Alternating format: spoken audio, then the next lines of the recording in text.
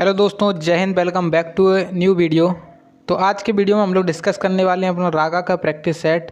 जिसको नहीं पता है उसको बता दूं कि हम लोग यहाँ पर डेली रागा की प्रैक्टिस करते हैं, जो कि आपके एग्जाम के पॉइंट ऑफ व्यू से काफ़ी ज़्यादा इंपॉर्टेंट रहती है। यहाँ पे आपके 30 क्वेश्चंस पूरे करवाए जाते हैं। यहाँ पे फुल मॉक टेस्ट रहता है आपका रागा का। तो मेरे साथ क्वेश्चंस को सॉल्व करते हुए चलना और जो है ना वीडियो को एंड में अपना स्कोर बताना कमेंट बॉक्स में कि आपने कितना स्कोर किया। आपका टारगेट रहना चाहिए 25 प्लस का टारगेट। अगर आप लोग यहाँ पे 25 प्लस का टारगेट अचीव करते हो तो आप लोग जो है ना एग्ज़ाम में काफ़ी अच्छा परफॉर्मेंस दोगे। बस मेरे साथ जो है प्रैक्टिस करते हुए चलें क्वेश्चंस की, और जो क्वेश्चन बता रहा हूँ उसको याद करें और जो कमेंट में आपसे बोलने के लिए कह रहा हूँ उसको बताएं। ठीक है, चलिए अब यहाँ पे स्टार्ट करते हैं। तो देखिए हम लोग अपने स्टार्ट करते हैं जीके के सेक्शन से। आपको नहीं पता है तो बता दूं कि जीके में आपके आते हैं 7 से 8 क्वेश्चन। आप लोग बिल्कुल मान के चलें, ये आपका पैटर्न बिल्कुल चेंज होने वाला नहीं है। 7 से 8 क्वेश्चन जीके के आते हैं, 7 से 8 क्वेश्चन आपके मैथ के आते हैं, और बच्चे 14 से 15 क्वेश्चन आपके डायरेक्ट कहाँ से आते हैं, तो 14 से जो 15 क्वेश्चन है वो आपके डायरेक्ट रीजनिंग से बचते हैं, वो आ जाते हैं। ठीक है, तो यहाँ पे हम अब पहले तो जीके के देखते हैं, फिर उसके बाद मैथ और रीजनिंग के देखते हैं। तो यहाँ पे हमारा फर्स्ट क्वेश्चन आ चुका है जीके का, कि इसमें बोल रहे हैं कि भारत में स्थापित पहला राष्ट्रीय उद्यान कौन सा है। तो जो भारत का पहला राष्ट्रीय उद्यान है, इसका भी आप लोग जो है कमेंट में जवाब दे सकते हो कि कौन सा राष्ट्रीय उद्यान है।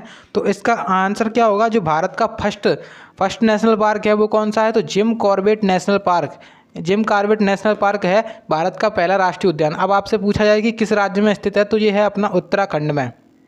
उत्तराखंड में स्थित है। काफ़ी इंपॉर्टेंट क्वेश्चन है, बन सकता है एग्जाम में, कई बार पूछा भी गया है इसलिए बता रहा हूँ। ठीक है, और देखिए अगर बात करें इसकी स्थापना कब हुई थी, तो इसकी स्थापना हुई थी 1936 में, यानी कि 1936 में इसकी स्थापना की गई थी। और इसका एक पुराना नाम भी था।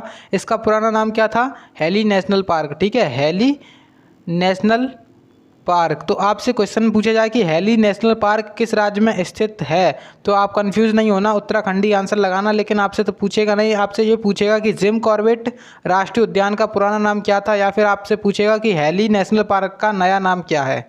तो इस प्रकार से क्वेश्चन बन सकता है। ठीक है, अब देखिए यहाँ पे कुछ और राष्ट्रीय उद्यान लिखे हुए हैं, उनको भी देख लेंगे हम कि किस राज्य में स्थित हैं। तो जो अपना काजीरंगा है, तो काजीरंगा किस राज्य में स्थित है, तो काजीरंगा जो है ना वो अपने असम में स्थित है।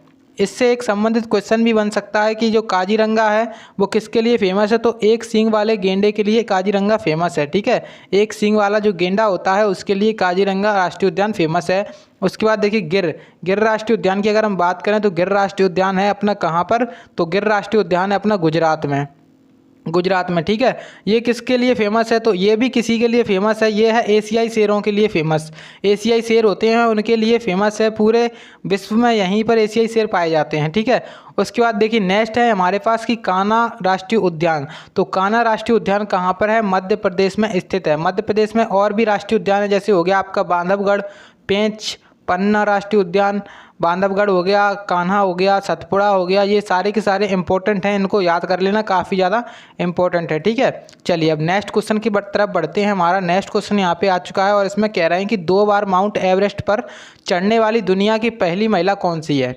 तो 2 बार माउंट एवरेस्ट पर चढ़ने वाली पहली महिला कौन सी हैं, तो यहाँ पे 4 ऑप्शन है, शेरपा तेंजिंग, एडमंड हेलरी, या फिर प्रेमलता अग्रवाल, या फिर ऑप्शन 4 है कि संतोष यादव। तो इसका आंसर क्या होगा, संतोष यादव। संतोष यादव एक ऐसी महिला है जो माउंट एवरेस्ट पर 2 बार चढ़ चुकी हैं। ठीक है, 2 बार चढ़ चुकी हैं माउंट एवरेस्ट पर, तो संतोष यादव इसका आंसर हो जाएगा। लेकिन अगर क्वेश्चन पूछा जाए कि माउंट एवरेस्ट पर चढ़ने वाली पहली महिला कौन सी हैं, 2 बार नहीं, लेकिन अगर आपसे पूछा जाए कि माउंट एवरेस्ट पर, इतना क्वेश्चन पूछा जाए कि माउंट एवरेस्ट पर चढ़ने वाली दुनिया की पहली महिला कौन सी हैं, तो वे हैं अपनी कौन, जुनको ताबेई। ठीक है, जुनको ताबेई, जुनको ताबेई। अब आपसे ये भी पूछ लेता है कि ये किस देश की हैं, तो ये हैं कहाँ की, जापान की हैं। ठीक है, जापान के बारे में बात करें थोड़ी सी, जापान के प्रधानमंत्री कौन है, फूमियो किशिदो। जापान की राजधानी क्या है, टोक्यो, और टोक्यो में हुए थे 2020 में 21 में ओलंपिक। ठीक है, तो 2021 के ओलंपिक काफ़ी इंपॉर्टेंट थे, उनको याद कर लेना। उनकी एक मैंने सेपरेट वीडियो बनाई थी, क्वेश्चन वहीं से आएगा, काफ़ी इंपॉर्टेंट वीडियो है, वो आके देख लेना आप लोग। ठीक है, जीके के वाले प्ले लिस्ट में डली होगी वीडियो वो। ठीक है, तो जापान के बारे में हमने थोड़ी बात कर ली। जापान को एक उपनाम से भी जाना जाता है, जापान को कहते हैं सूर्योदय का देश। सूर्योदय का देश किसे कहा जाता है, जापान को, याद रखना काफ़ी इंपॉर्टेंट है। उसके बाद नेक्स्ट क्वेश्चन यहाँ पे आ चुका है हमारे सामने, और नेक्स्ट क्वेश्चन में बोल रहे हैं कि विश्व मानवाधिकार दिवस प्रतिवर्ष किस वर्ष किस तारीख को मनाया जाता है। तो जो विश्व मानवाधिकार दिवस यानी कि वर्ल्ड ह्यूमन राइट्स डे कब मनाया जाता है, किस तारीख को मनाते हैं, तो ये मनाते हैं 10 दिसंबर को। ठीक है, तो 10 दिसंबर को मनाया जाता है विश्व मानवाधिकार दिवस। अब इससे संबंधित एक चीज़ है जो मैं आपको बता देता हूँ, क्योंकि देखिए अभी ये हाल ही में निकल के गया दिसंबर में, और अभी अपना आएगा दिसंबर में अगली बार 2022 में। तो 2021 में जो हुआ था उसकी एक थीम भी थी। तो थीम क्या थी, थीम आप लोग उसको देख लेना कि जो थीम थी उसकी, तो थीम क्या थी, तो थीम थी समानता असमानताओं को कम करना और मानवाधिकार को बेहतर करना। तो ये इसकी थीम थी। थीम याद करना काफ़ी इंपॉर्टेंट थीम है, तो क्वेश्चन बन सकता है आपका। ठीक है, उसके बाद अगर हम थोड़ी सी और इम्पोर्टेंट डेज की बात करें तो देखिए सबसे पहले 9 जनवरी की बात करें आपसे, तो 9 जनवरी को मनाया जाता है क्या, प्रवासी भारतीय दिवस। ठीक है, उसके बाद यहाँ पे अगर 24 जनवरी की बात करें तो 24 जनवरी को राष्ट्रीय बालिका दिवस। 25 जनवरी को क्या मनाते हैं, तो 25 जनवरी को मनाते हैं राष्ट्रीय मतदाता दिवस। 30 जनवरी को क्या मनाते हैं, शहीद दिवस के रूप में। और जो अपना फरवरी में क्या मनाया जाता है, 2 फरवरी को मनाते हैं आर्द्र भूमि दिवस। ठीक है, अब आप लोग मुझे कमेंट बॉक्स में बताना कि पृथ्वी दिवस कब मनाया जाता है, पृथ्वी दिवस। ठीक है, चलिए नेक्स्ट क्वेश्चन है हमारे पास, और इसमें हमसे बोल रहे हैं इसको थोड़ा सा, हाँ तो इस देखिए इसमें बोल रहे हैं कि दिल्ली के उस सुल्तान का नाम बताइए जिसने अपनी राजधानी को दिल्ली से देवगिरी स्थानांतरित कर दिया था।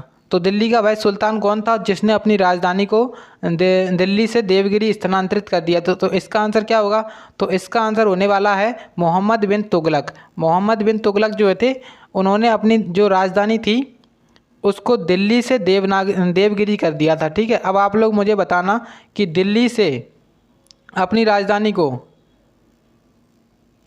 दौलताबाद किसने किया था, दिल्ली से अपनी राजधानी को स्थानांतरित दौलताबाद किसके द्वारा किया गया था, ये आपका क्वेश्चन है, कमेंट में बताना है।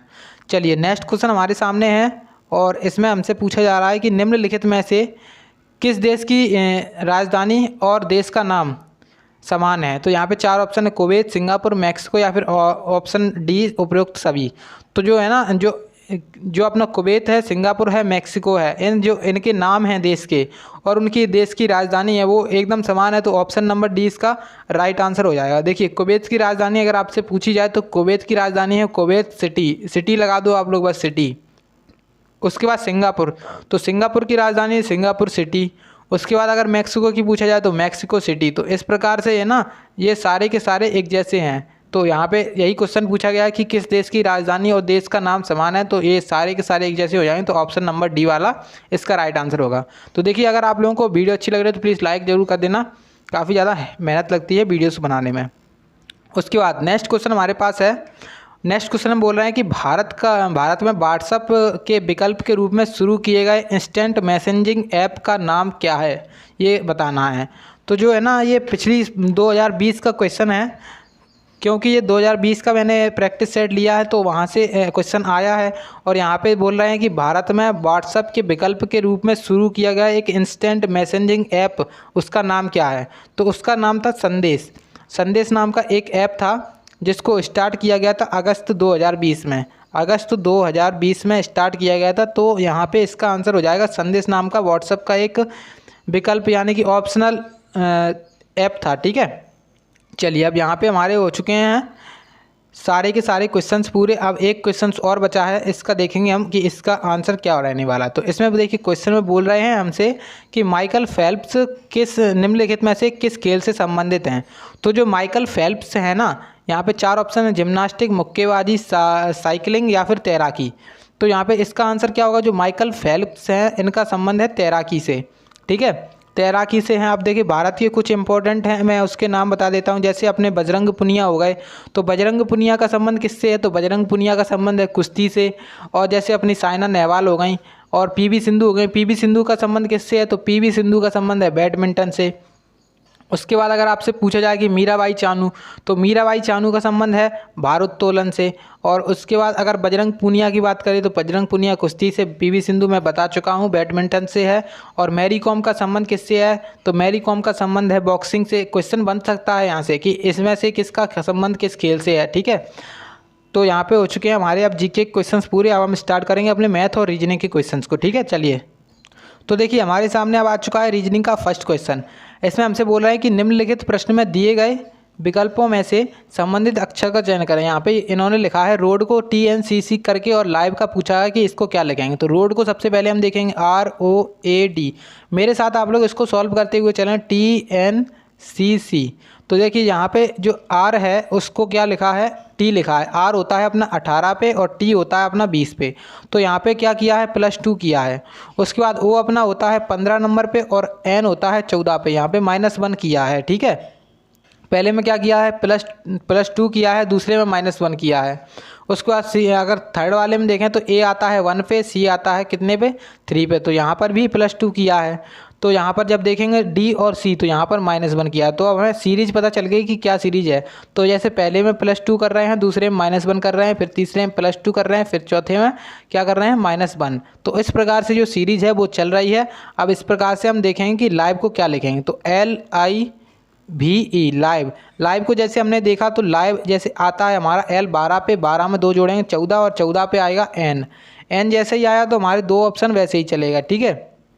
उसके बाद I में से हमें 1 घटाना पड़ेगा। I आता है 9 पे, 9 में से 1 घटाएंगे 8 और 8 पे आएगा H, तो H लिख देंगे।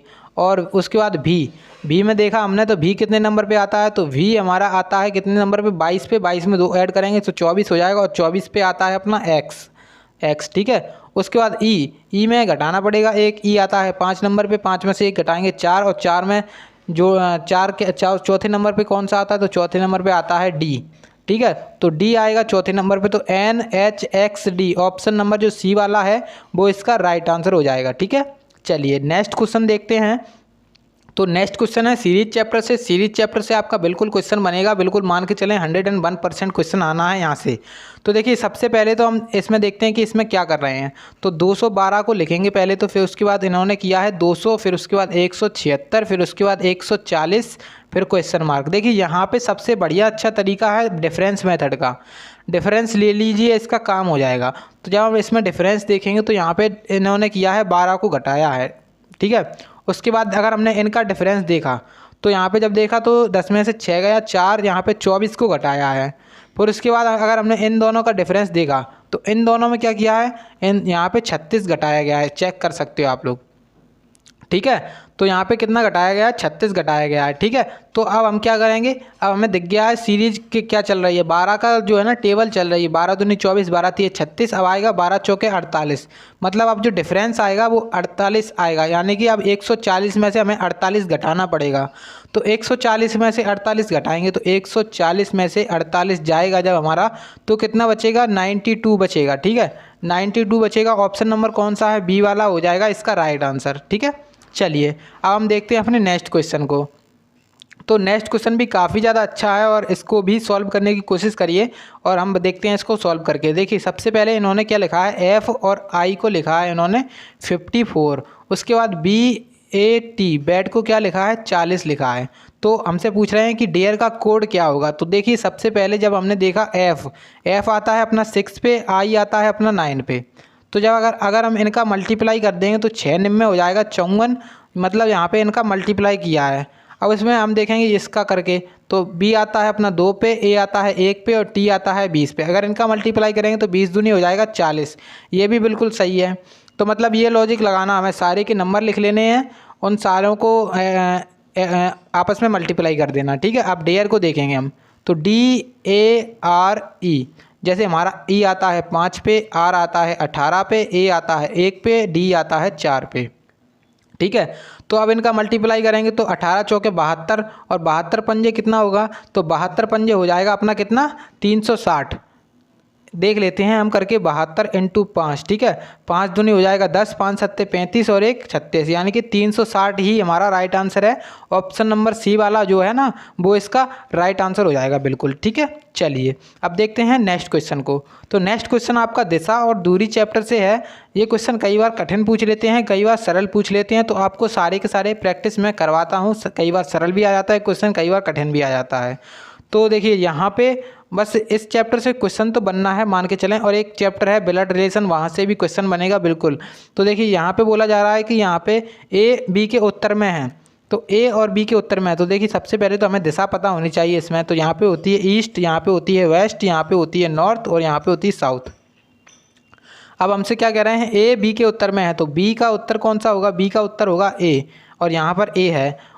और उसके बाद क्या कह रहे हैं, डी सी के दक्षिण में। हमें डी का अभी पता नहीं है ना सी का पता है, लेकिन हमने अगर थर्ड स्टेप पढ़ेंगे कि बी सी के पूर्व में है। सी के पूर्व में कौन है, बी है ना, तो सी के पूर्व में है बी, तो मतलब इस प्रकार से। अब हमसे क्या कह रहे हैं, डी सी के दक्षिण में, सी के दक्षिण में कौन सा है, डी, तो इस प्रकार से ये चित्र बनेगा। अब हमसे बोल रहे हैं कि ए डी के संबंध में किस दिशा में है, तो ए डी के संबंध में जो है ना, इसकी दिशा, इसकी डायरेक्शन कौन सी हो जाएगी, इधर कौन सी डायरेक्शन है, इधर देख सकते हो आप लोग, नॉर्थ और ईस्ट, यानी कि उत्तर पूर्व। तो उत्तर पूर्व जो है ना ऑप्शन नंबर सी में है, तो वो इसका हो जाएगा राइट आंसर। चलिए अब नेक्स्ट क्वेश्चन देखते हैं, जो कि आपका ब्लड और रिलेशन चैप्टर से है। काफ़ी अच्छा क्वेश्चन है, इसको भी हम सॉल्व करने की कोशिश करेंगे। तो देखिए जैसे हमने इसको सॉल्व किया कि ध्रुव एक महिला की पेंटिंग की ओर इशारा करते हुए कहता है कि वह मेरी बहन की माता की बहन है। तो पेंटिंग की महिला ध्रुव से किस प्रकार से संबंधित है। काफ़ी आसान क्वेश्चन है। देखिए क्या कह रहे हैं, ध्रुव अपनी एक महिला की और पेंटिंग की ओर इशारा करते हुए कहता है कि वह मेरी बहन की, यानी कि जो ध्रुव है उसकी सिस्टर की सिस्टर, यानी कि ध्रुव की सिस्टर उसकी भी सिस्टर हुई, और उसकी माता, सिस्टर की माता यानी कि ध्रुव की माता, तो तीनों की माता हो गई, यानी कि मदर। क्या कह रहे हैं, मदर की सिस्टर है, यानी कि जो ध्रुव की बहन की माता की बहन है, तो बहन की जो माता हैं उनकी सिस्टर हैं SIS, इनको लिख दे रहे हैं SIS, ठीक है। तो जो ध्रुव की हैं वो कौन हो जाएंगी, मौसी हो जाएंगी वैसे तो यहाँ पे, लेकिन इन्होंने क्या लिखा है, हिंदी में लिखा नहीं है। तो यहाँ पे जब हिंदी में नहीं लिखेगा तो आपको बिल्कुल लगाना है आंटी। तो आंटी जो है ना ऑप्शन वो वाला इसका राइट आंसर हो जाएगा। क्या बोल रहे हैं कि पेंटिंग वाली महिला ध्रुव से किस प्रकार से संबंधित है, तो जो पेंटिंग वाली महिला है ना वो ध्रुव से किस प्रकार से संबंधित है, किस प्रकार से संबंधित है, तो आंटी इसका राइट आंसर हो जाएगा। क्योंकि देखिए एक महिला की और इशारा करते हुए कहता है ध्रुव कि वह मेरी बहन की बहन, यानी कि उसकी भी बहन की माता की, यानी कि माता उसकी, जो ध्रुव की माता हैं उसकी बहन, यानी कि उसकी मौसी। तो उसकी मौसी के ऊपर बात हो रही है, तो मतलब मौसी बोल सकते हो या फिर आंटी बोल सकते हो। तो ऑप्शन नंबर सेकेंड वाला राइट हो गया इसका। चलिए अब नेक्स्ट क्वेश्चन देखते हैं। काफ़ी ज़्यादा अच्छा क्वेश्चन है। तो इस प्रकार का अगर क्वेश्चन आपके एग्जाम में आता है तो अगर आप लोग पहले इसको देना 15 सेकंड बस, और अगर क्वेश्चन बनता है तो ठीक है, नहीं तो इसको छोड़ के आगे बढ़ जाना, क्योंकि काफ़ी ज़्यादा टाइम टेकिंग क्वेश्चन हो जाता है। कई बार क्वेश्चन बहुत जल्दी बन जाता है। तो बस इसको हम देखते हैं सॉल्व करके कि क्या लॉजिक लग रहा है। तो देखिए यहाँ पे है 256, हमें 256 पता है कि 16 का स्क्वायर होता है। उसके बाद अगर हमने देखा 196 सॉरी, तो 196 होता है अपना कितने का स्क्वायर, 14 का स्क्वायर। उसके बाद 361 होता है 19 का स्क्वायर। तो हमने देखा कि यहाँ पर जब ये अपना 16 का स्क्वायर है तो हम इसको 16 लिख सकते हैं। 16 जैसे हमने लिखा यहाँ पे, जब 136 में से जो लास्ट वाली संख्या है इसमें से हम 16 घटाएंगे तो कितना बचेगा, 120 बचा हमारे पास। तो 120 इन्होंने लिखा है बीच वाले में। अगर हम ये वाला लॉजिक हमारे इसमें भी काम कर जाएगा तो हम क्वेश्चन मार्क के स्थान वाली संख्या निकाल लेंगे। तो जैसे हमारा अब 204 है नीचे, तो नीचे 204 है, उसमें से हमें क्या घटाना पड़ेगा, 14 का स्क्वायर 196 है तो 14 घटाना पड़ेगा। यहाँ पे बचेगा 0, यहाँ पे बचेगा कितना, यहाँ पे बचेगा 9 और यहाँ पे बचेगा 1, तो मतलब 190। और जो कि इन्होंने लिखा है बिल्कुल सही है, ठीक है, तो बिल्कुल सही है। अब क्या कर रहे हैं, यहाँ पे हमें किस में से घटाना पड़ेगा, x में से, मान लो x में से घटाएंगे क्या, 19 घटाएंगे, ठीक है। 19 का स्क्वायर ही होता है 361, बराबर में हमें लेकर आना है 240।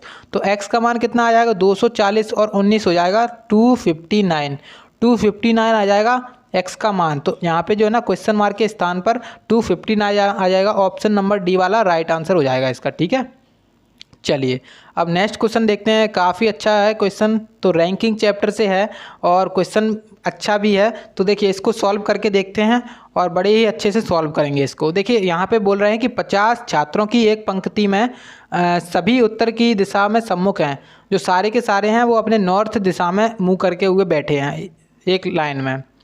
उसके बाद बोल रहे हैं सौरभ बाएं छोर से 19वें स्थान पर है, ठीक है। तो दाएं छोर से उसका स्थान क्या होगा। तो देखिए जब इसको 50 आपसे ऐसे पूछा जाए कि बाएं छोर से इतना है, तो दाएं छोर से कितना होगा, तो आपको कुछ नहीं करना है, इसमें से एक स्थान को एक स्थान को क्या करना है, घटा देना है। ठीक है, तो एक स्थान को जैसे हम घटा देंगे इसमें से, तो यहाँ पे कितना बचेगा, 19 जैसे है तो यहाँ पे 18 को करेंगे हम। ठीक है, 18 को हमने किया तो यहाँ पे जब 18 घटाया तो कितना बचेगा, 32।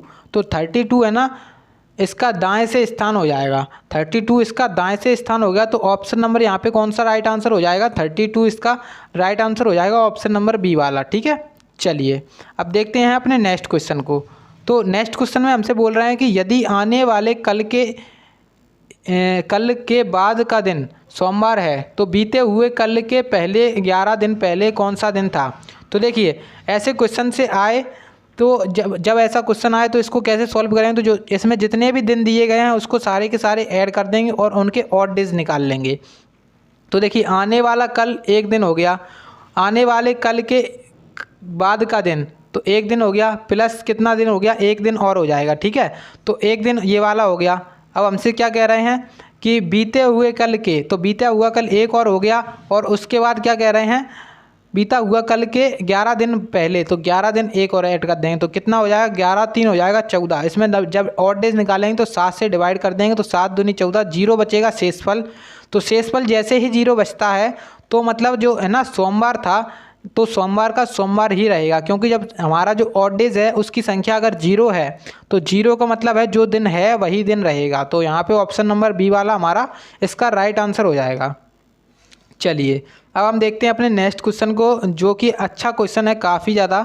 तो इस प्रकार का क्वेश्चन भी अगर आपके एग्जाम में दिखे तो आपको उसमें क्या करना है, ज़्यादा टाइम नहीं देना है, पहले शुरुआत में अगर क्वेश्चन बन जाता है तो, और अगर 14 से 15 सेकंड में बन जाता है तो ठीक है दे दो, नहीं तो फिर बाद में ही देना इसको टाइम, क्योंकि टाइम टेकिंग क्वेश्चन रहते हैं, काफ़ी ज़्यादा लैंग्वेज रहती है, इसमें पढ़ना पड़ता है इसको।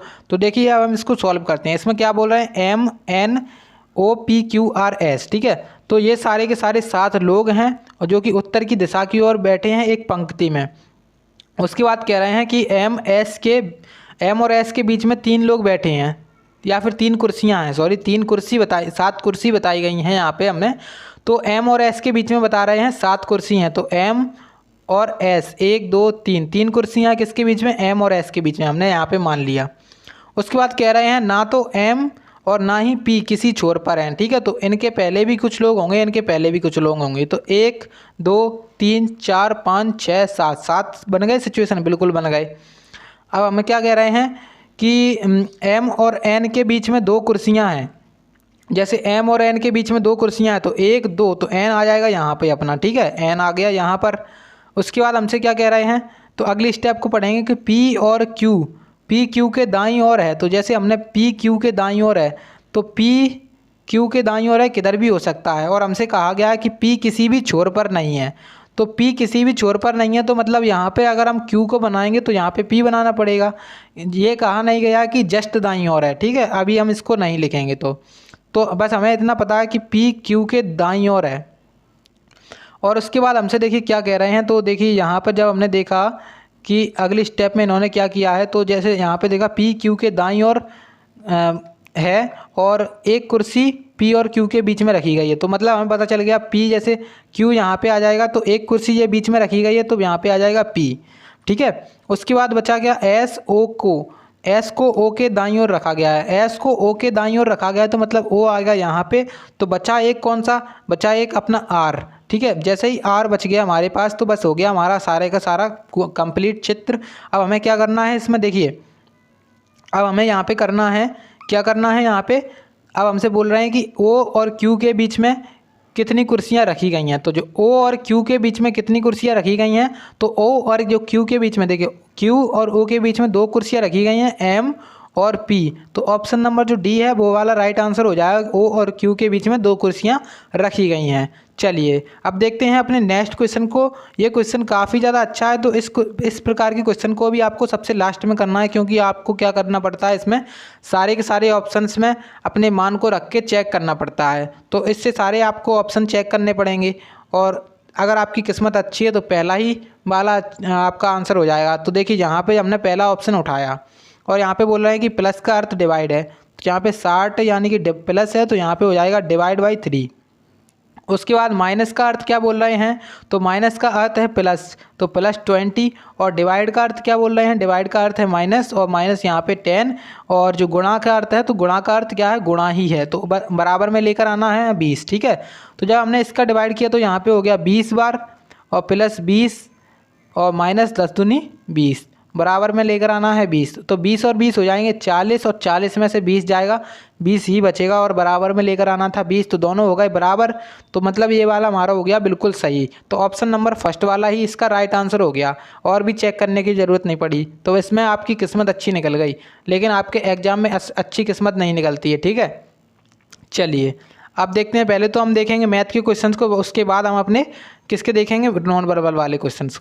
हाँ, तो देखिए हम लोग आ चुके हैं अब मैथ के क्वेश्चंस की ओर। तो मैथ के क्वेश्चंस में एक संख्या का 65% संख्या के 25% से 120 अधिक है, तो उस संख्या का 20% ज्ञात करें। सबसे पहले तो हमें संख्या ज्ञात करनी पड़ेगी, तभी तो उसका 20% निकालेंगे।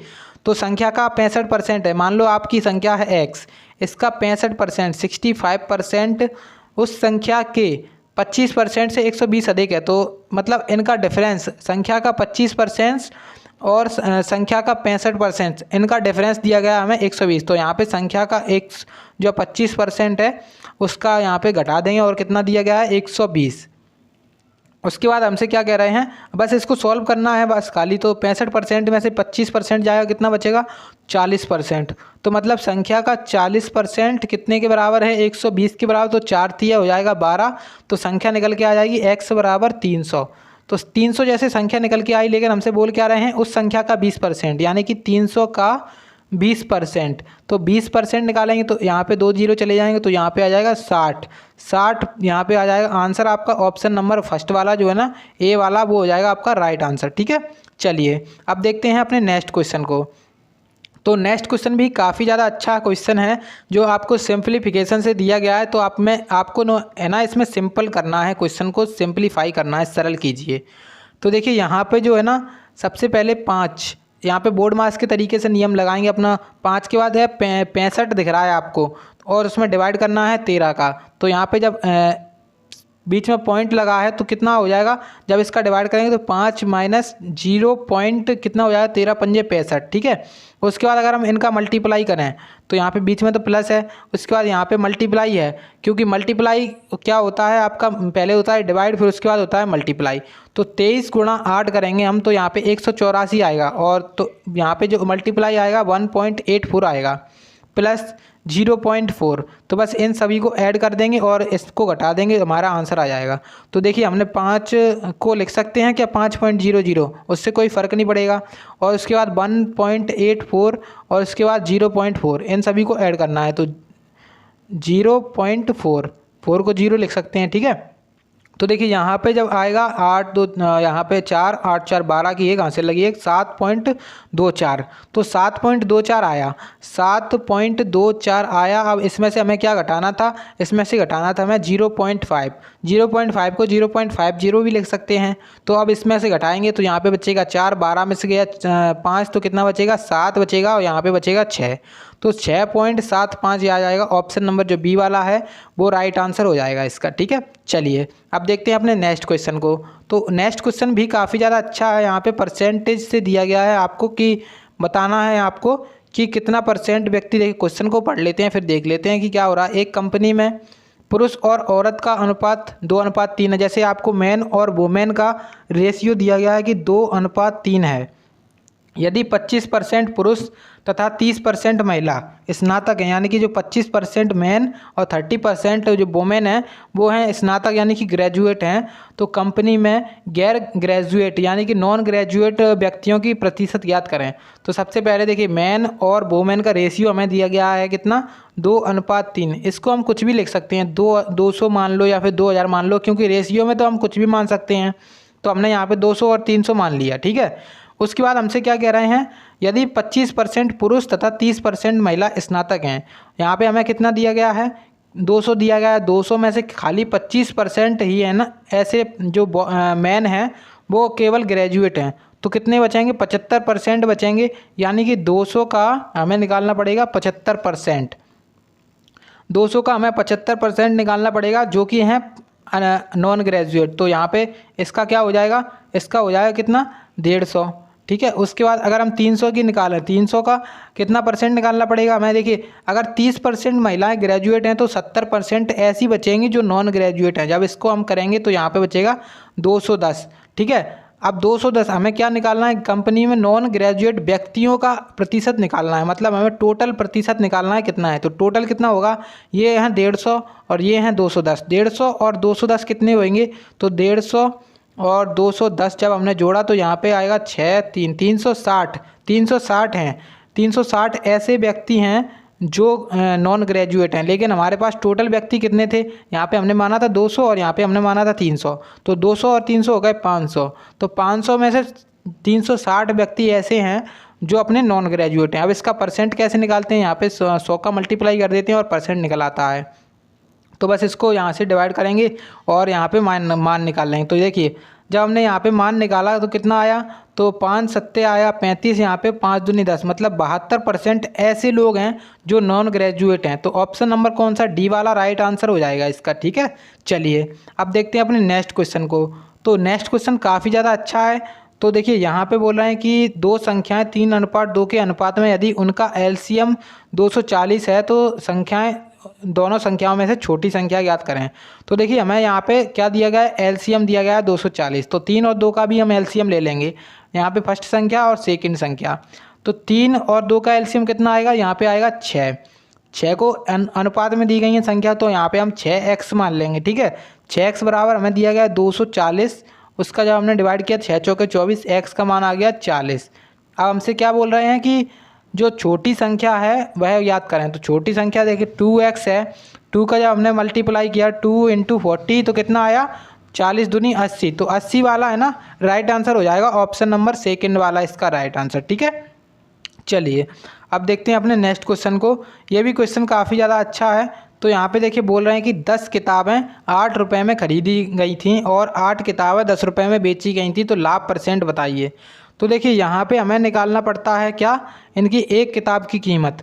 तो देखिए सबसे पहले अगर आपका ऐसा क्वेश्चन आए, क्योंकि लाभ और हानि से क्वेश्चन तो बनेगा, आप लोग बिल्कुल मान के चलें। तो देखिए यहाँ पे हमें बोला जा रहा है कि 10 किताबें 8 रुपये में बेची गई, खरीदी गई हैं, तो मतलब कॉस्ट प्राइस क्या है, जो 8 रुपये में कितनी किताबें, 10 बुक्स, ठीक है। तो 1 रुपये में कितनी किताब खरीदी जाएंगी, तो 1 रुपये में 8/10 10/8 खरीदी जाएंगी, नहीं 10/8 कर लेंगे, ठीक है। 1 रुपये में कितनी किताब खरीदी जाएंगी, 1 रुपये में खरीदी जाएंगी 10/8। या फिर आप लोग ऐसे कर सकते हो कि जैसे हमसे पूछा जा रहा है कि यहाँ से 10 किताबें कितने रुपए में खरीदी गई हैं, तो 10 किताबें खरीदी गई हैं 8 रुपये में, तो एक किताब की कीमत निकाल लेंगे। तो एक बुक की कीमत कितनी आ जाएगी, 8/10 रुपये, ठीक है। एक बुक की हमें निकालनी है, एक बुक की निकाल ली, ठीक है।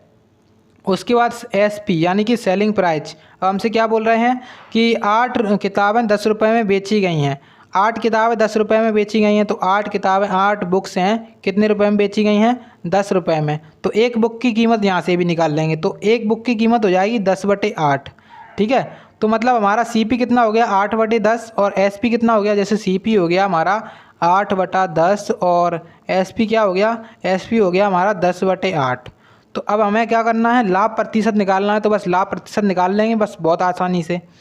तो देखिए यहाँ पे करेंगे हम CP/SP, CP/SP यानी कि CP अपना 8/10 था और बटे SP कितना था 10/8 था, ठीक है। जब इसका मल्टीप्लाई करते हैं तो यहाँ पे इस प्रकार से मल्टीप्लाई होगा, तो पहला का चौथा से हो जाएगा और दूसरे का तीसरे से हो जाएगा, तो कितना बचेगा 64 बटे कितना हो जाएगा 100, यानी कि हमारा कॉस्ट प्राइस हो गया 64 और सेलिंग प्राइस हो गया कितना, सेलिंग प्राइस हो गया 100, मतलब 64 रुपये की चीज़ आपको 100 रुपये में बेची है, तो लाभ हुआ है कितने का 36 रुपये का। अब इस ये लाभ किस पे हुआ है, 64 पे हुआ है लाभ। उसके बाद यहाँ पे कर दिया मल्टीप्लाई 100 का परसेंट निकालने के लिए, ठीक है। अब यहाँ पे हमने जब डिवाइड किया तो 4 निम में होता है 36 और यहाँ पे जब डिवाइड करेंगे तो 4 एकम 4 और 4 छिंगे 24, तो 900/16, तो 900/16। अब इसको जब डिवाइड करेंगे तो 16 पंजे 80, 16 छिक्के 96, 16 पंजे 80 जब जाएगा यहाँ पे बचेगा कितना, 10 बचा 100 हो गया, 16 छिक्के 96, 56.25। ऑप्शन नंबर सी वाला इसका राइट आंसर हो जाएगा, ठीक है। यहाँ पे इसका राइट आंसर कौन सा हो गया, ऑप्शन नंबर सी। चलिए अब नेक्स्ट क्वेश्चन है अपने पास मेंसुरेशन से। तो मेंसुरेशन में जब तक आपको फॉर्मूला याद नहीं है तब तक आप लोग इसमें कुछ नहीं कर पाओगे, ठीक है। तो इसमें आपको मेनली फॉर्मूला याद होना चाहिए। तो देखिए यहाँ पे बोल रहे हैं कि बेलन की ऊंचाई और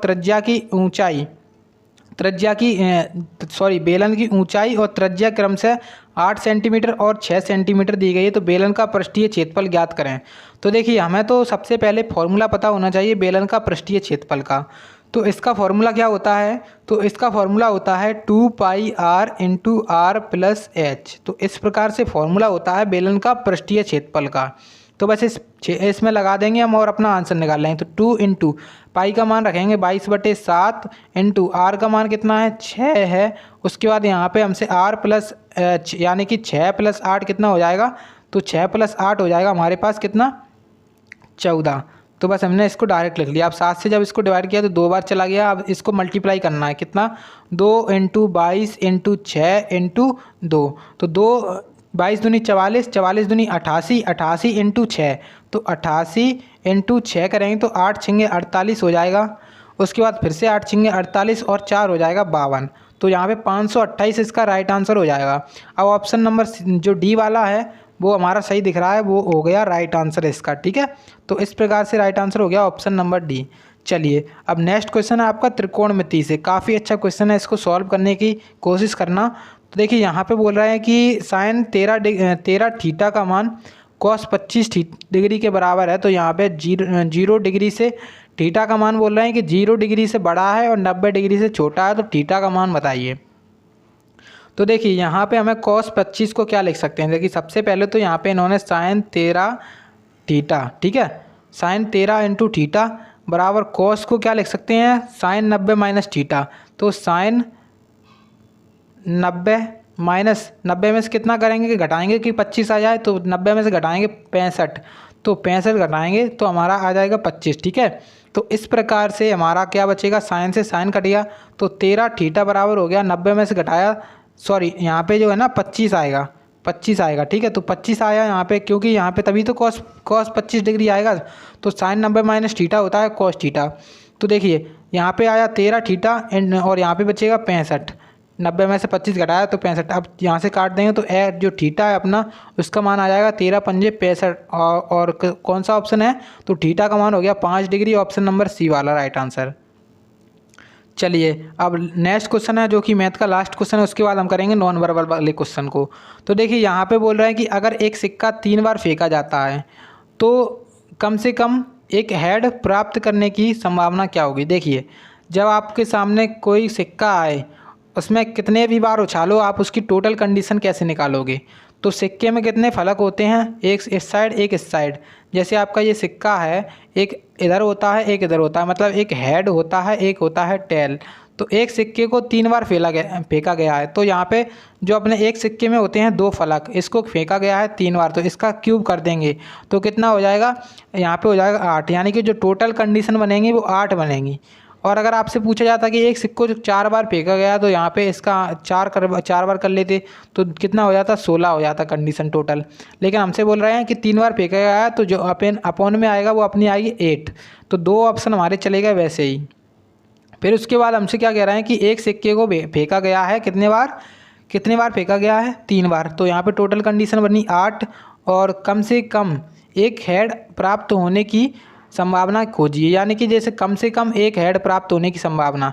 तो मतलब एक हेड आए, 2 हेड आए चल जाएगा, 3 हेड आए चल जाएगा, लेकिन एक भी हेड नहीं आए, मतलब एक भी हेड किस ऑप्शन में नहीं आएगा? तो एक भी हेड उसमें नहीं आएगा, 3 3 3, यानी कि जो टेल तो एक कंडीशन घट जाएगी। टोटल अपने पास कितनी कंडीशन है? 8 कंडीशन है, उसमें से एक घट जाएगी टेल वाली, तो कितनी बचेगी? 7/8। तो यहाँ पे ऑप्शन नंबर जो डी वाला है वो इसका राइट आंसर हो जाएगा। तो इसकी प्रायिकता प्रोबेबिलिटी क्या होगी? 7/8 हो जाएगी। और आप लोग याद रखना कि जो प्रायिकता होती है उसका कभी भी मान 1 से ज़्यादा नहीं हो सकता है, ठीक है। 1 से ज़्यादा कभी भी मान नहीं होगा। अगर आपको दिखे ऑप्शन में कि 1 से ज़्यादा मान है तो ऑप्शन तो वैसे ही उड़ा देना आप लोग, ठीक है। चलिए अब देखते हैं अपने नॉन वर्बल वाले क्वेश्चंस को। तो देखिए नॉन वर्बल में आज का हमारा फर्स्ट क्वेश्चन है और इसमें सबसे पहले मैं आपको ऑप्शंस दिखाने की कोशिश करता हूँ। देखिए मैंने दिखा दिए सारे ऑप्शंस, अब इसको सॉल्व करने की कोशिश करते हैं जिसको अच्छे से। देखिए सबसे पहले इन्होंने क्या किया है, सबसे पहले देखा कि हमने यहाँ पे इस प्रकार से ये तीर गया, ठीक है। उसका अगर मिरर इमेज बनाया जाएगा तो कुछ इस प्रकार से तीर बनेगा, ठीक है। उसके बाद यहाँ पे क्या किया है, देखो सबसे पहले तो यहाँ पे किया है इन्होंने इस प्रकार से तीर, फिर उसके बाद अगर घुमा देंगे उसको, यहाँ पे उल्टा कर देंगे इसको, तो यहाँ पे हो जाएगा इस प्रकार से। फिर उसके बाद इसको यहाँ पे कर दिया है नीचे, तो यहाँ पे इस प्रकार से हो गया। फिर उसके बाद इसको, इस आकृति को ऐसे घुमा दिया है, तो कितना हो गया यहाँ पे। अब इस आकृति को ऊपर की साइड घुमा देंगे, मतलब जो तीर है अपना इस प्रकार से है, वो हो जाएगा अपना इस प्रकार से। तो अब इस प्रकार से ऑप्शन में दिखेगा कौन सा, जो वही वाला हमारा राइट आंसर हो जाएगा। तीर कौन सा चाहिए हमें, तीर चाहिए हमें किस साइड, इस तरफ, ठीक है। देखते हैं कि किस ऑप्शन में मिलता है। तो देखिए हमारे पास ऑप्शन नंबर यहाँ पे देखा हमने, जैसे फर्स्ट वाला देखा हमने, तो फर्स्ट वाले जैसे ऑप्शन देखेंगे तो यहाँ पर जब हमने देखा कि इस साइड ऐसे दिया है, लेकिन हमें चाहिए कैसा, ये वाला चाहिए, तो फर्स्ट ऑप्शन गलत। और सेकंड ऑप्शन देखा तो इस प्रकार से है, बिल्कुल सही है, तो मतलब ये वाला हमारा हो जाएगा राइट आंसर। और थर्ड ऑप्शन क्यों नहीं हुआ, इसमें इस प्रकार से है, फोर्थ में इस प्रकार से, तो ये दोनों भी गलत हो गए, तो ऑप्शन नंबर सेकेंड ही इसका राइट आंसर हो गया। चलिए अब देखते हैं अपने नेक्स्ट क्वेश्चन को। तो देखिए नेक्स्ट क्वेश्चन में सबसे पहले तो मैं ऑप्शंस दिखाने की कोशिश करता हूँ आपको सारे के सारे, और फिर इसको सॉल्व करते हैं। तो देखिए यहाँ पर जब हमने इसको सॉल्व किया, इस आकृति को गौर से देखा, इस आकृति को, इसमें क्या हो रहा है कि पहली, दूसरी और तीसरी, पहली, दूसरी, तीसरी आपको आकृति दिख रही होगी, समान चल रही है। समान में बस कुछ इस प्रकार से, यहाँ पे बस इस प्रकार से त्रिभुज था, इसमें ऊपर कर दिया है, और यहाँ पे क्या किया है, इसमें नीचे कर दिया है, ठीक है। तो इस प्रकार से आकृति चल रही है। उसके बाद देखिए यहाँ पर ये आकृति थी अपनी, वो यहाँ पर पहुँच गई अगली स्टेप में। तो यहाँ पर क्या किया है इन्होंने, एक छोड़कर, एक ये वाली छोड़कर यहाँ पे पहुँचा दी है। तो मतलब ये वाला जो चिन्ह है वो यहाँ पर आना चाहिए कि नहीं, क्योंकि अल्टरनेटिव चल रहे हैं, अल्टरनेटिव, तो जो अपना दूसरे पे है, चौथे पे आएगा, उसके बाद अपना जो छठवें पे आएगा। तो मतलब अब अपना आना चाहिए क्या, स्टार। स्टार तो आएगा, लेकिन अपना आकृति छोड़ के आएगा, तो एक यहाँ पे छोड़ देगा आकृति, अब बचेगा यहाँ पे, ऐसे करके स्टार आ जाएगा। तो इस प्रकार से यहाँ पे स्टार दिखना चाहिए। किस ऑप्शन में, ऑप्शन देखेंगे और आंसर लगा देंगे। तो ऑप्शन नंबर बी वाला दिख रहा है, तो इसका आंसर हो जाएगा ऑप्शन नंबर बी, ठीक है। चलिए अब नेक्स्ट क्वेश्चन देखते हैं। नेक्स्ट क्वेश्चन भी काफ़ी ज़्यादा अच्छा है, इसको मैं ऑप्शन दिखाने की कोशिश करता हूँ आपको सारे के सारे, फिर इसको सॉल्व करते हैं अच्छे से। तो देखिए अब हमने इसके ऑप्शंस देख लिए, अब आप इसको सॉल्व करें। तो देखिए यहाँ पे इन्होंने पहली स्टेप से दूसरी स्टेप में जाने के लिए क्या किया है, तो पहली स्टेप से दूसरी स्टेप में जाने के लिए जो स्क्वायर था उसकी संख्या एक बढ़ा दी है, और जो अपना ये वाला था इसकी संख्या भी एक बढ़ा दी है, ठीक है। फिर उसके बाद थर्ड स्टेप में इन्होंने इसको बिल्कुल चेंज नहीं किया है, और जो अपनी ये वाली थी, इनमें क्या किया, इनके ऊपर एक एक चीज़ लेयर और चढ़ा दी है। फिर उसके बाद अपनी ये वाली चेंज नहीं होंगी, ये वाली चेंज नहीं हुई कि नहीं, और उसमें एक एक आकृति और बढ़ा दी है। तो अगली स्टेप में क्या होगा, अगली स्टेप में अपनी ये वाली चेंज ना होकर के, मतलब अपने इधर 3 ही रहेंगे और इधर भी 3 रहेंगे, इनके ऊपर एक लेयर और चढ़ जाएगी, तो मतलब 3-3 लेयर हो जाएंगी सारी की सारी। अब देखते हैं 3-3 लेयर किस में हैं। तो देखिए जैसे हमने देखा कि 3 लेयर हमारी किस में हैं, ऑप्शन नंबर जो सी वाला है वो हो जाएगा राइट आंसर। 3 लेयर इसी में है, देखो आप देख सकते हो 3 लेयर इसी में। अब हमारा फोर्थ वाला क्यों नहीं हुआ, क्योंकि देखिए इसमें इन्होंने क्या किया है, 1 2 3 लेयर तो बनाई है, लेकिन यहाँ पे इन्होंने इसको भी बढ़ा दिया, 1 2 3 4 कर दिए, लेकिन यहाँ पे हमारे थे कितने, 3 थे। तो यहाँ पे इसका आंसर हो जाएगा ऑप्शन नंबर सी वाला। अब हम देखते हैं अपने नेक्स्ट क्वेश्चन को। तो नेक्स्ट क्वेश्चन में सारे के सारे ऑप्शन दिखाने की कोशिश करता हूँ पहले तो मैं आपको, हाँ तो यहाँ पे सारे ऑप्शन दिखा दिए। अब देखते हैं इसको सॉल्व करके कि क्या हो रहा है। देखिए सबसे पहले हमने देखा इसको कि इसने घुमाया इसको एंटी क्लॉकवाइज घुमाया है, इसको एंटी क्लॉकवाइज घुमा दिया है। तो यहाँ पे जब कुछ इस प्रकार से था और ये आकृति बन गई है यहाँ पे, ठीक है। और जो डार्क थी वो हो गई है अनडार्क, यानी कि हल्की हो गई है। उसके बाद इसने फिर से इसे घुमाया है और यहाँ पे ये फिर से डार्क हो गई है। तो मतलब आप फिर से घूमेगा तो इस प्रकार से आकृति बनेगी, और ये अपना जो सर्किल है वो हो जाएगा डार्क, और जो अपना इधर त्रिभुज है वो हो जाएगा अपना ब्लैंक, ठीक है। तो इस प्रकार से आकृति बनेगी। अब देखते हैं सर्किल किस में डार्क है, सर्किल ऊपर वाले में डार्क होना चाहिए। अब देखते हैं कि किस ऑप्शन में डार्क है सर्किल। तो देखिए हमने जैसे अपने फर्स्ट ऑप्शन को देखा तो इसमें तो सर्किल डार्क है नहीं ऊपर। उसके बाद देखिए इसमें देखा तो इसमें नीचे डार्क है, जबकि हमें चाहिए तो ऊपर। तो यहाँ पे इसको भी देखा तो इसमें भी गलत है। तो ऑप्शन नंबर डी वाला इसका राइट आंसर है। चलिए अब देखते हैं अपने नेक्स्ट क्वेश्चन को, जो क्वेश्चन काफ़ी ज़्यादा अच्छा है, जो कि हमारा लास्ट क्वेश्चन रहने वाला है। देखिए यहाँ पे पहली स्टेप से दूसरी स्टेप में जाने के लिए इन्होंने किया क्या है उसको देखते हैं पहले। तो पहली स्टेप को देखा और दूसरी स्टेप को देखा। तो जैसे हमने पहली स्टेप को देखा, यहाँ पे था हमारा एक स्टार टाइप का छोटा सा, उसको इन्होंने हटा दिया है। अगली स्टेप में कुछ नई चीज़ लेकर आए हैं, लेकिन जो चीज़ यहाँ पे थी वो यहाँ पे बड़ी बन जाती है। तो जो चीज़ यहाँ पे है वो यहाँ पे बड़ी बन गई है, फिर जो चीज़ यहाँ पे है वो यहाँ पे बड़ी बन गई है। तो मतलब अब जो यहाँ पे आएगा वो यहाँ पे आएगा, वो कुछ इस प्रकार से बड़ा बन जाएगा। ठीक है, तो बड़ा बन जाएगा, पहले तो ये बात हो गई एक।